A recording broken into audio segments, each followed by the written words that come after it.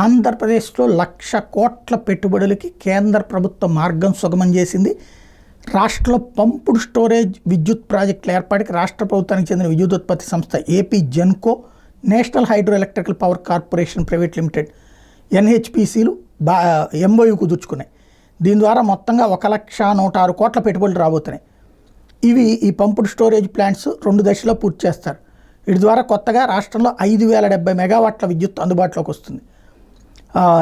ఇందులో ప్రధానమైనటువంటిది ఏంటంటే రాష్ట్ర ప్రభుత్వం నుంచి ప్రాథమిక అనుమతులు, నీటి కేటాయింపులు, ప్రాజెక్టు ఏర్పాటుకు భూసేకరణ, నిపుణులైన సిబ్బంది, నిర్మాణానికి అవసరమైన నిధులు ఒప్పందంలోని వాటా మేరకు ఏపీ జెన్కో సమకూరుస్తుంది.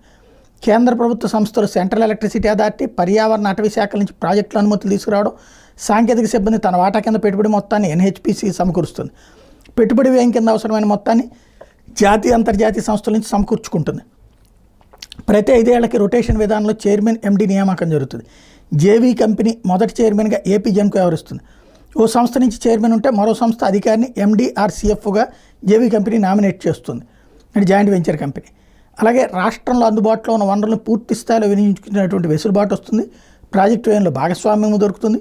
ప్రాజెక్టులను వేగంగా పూర్తి చేయడం ద్వారా వచ్చే అదనపు విద్యుత్తో గ్రిడ్ భద్రత ఉంటుంది. కేంద్ర ప్రభుత్వ రంగ సంస్థల నుండి వేగంగా అనుమతులు వస్తాయి.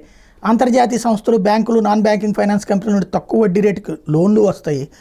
ఓవరాల్గా ఇట్లాగా ఎక్కడెక్కడ పెడతారు అంటే యాగంటి నంద్యాల జిల్లాలో, ప్రకాశం జిల్లాలో రాజుపాలెం, వైఎస్ఆర్ జిల్లాలో అరవేటిపల్లి, అన్నమయ్య జిల్లాలో గడికోట, వైఎస్ఆర్ జిల్లాలో దీనేపల్లి, ఈ ప్రాంతాలలో ఈ పంపుడు స్టోరేజ్ ప్రాజెక్ట్స్కి ఓకే చేశారు.